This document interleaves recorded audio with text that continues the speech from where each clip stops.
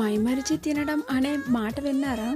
ఆ మాట ఖచ్చితంగా ఈ చికెన్ నగెట్స్ కోసమే రాసి ఉంటారు. మరి ఎంత తిన్నా తినాలనిపించే ఇలాంటి టేస్టీ ఫుడ్ మనం ఒక్కలమే బయట తినే కంటే ఇంటికి తీసుకొచ్చి అందరికీ చేసి పెట్టేద్దామా? దీనికోసం చాపర్లో 1/2 kg దాకా బోన్లెస్ చికెన్, 4 పచ్చిమిర్చి, కొద్దిగా కొత్తిమీర, టేబుల్ స్పూన్ దాకా చిల్లీ ఫ్లేక్స్, 7-8 వెల్లుల్లి రెబ్బలు, 1/4 కప్పు దాకా బ్రెడ్ క్రమ్స్ వేసి బాగా చాప్ చేసుకోండి. ఇలా చాప్ చేసుకున్న దానిని నగ్గెట్ షేప్లోని ప్రిపేర్ చేసుకొని పక్కన పెట్టుకోండి. దీన్ని టేస్ట్ చేసిన తర్వాత షేప్ ఎలా ఉన్నదన్నది ఎవ్వరూ పట్టించుకోరు, అంత బాగుంటుంది.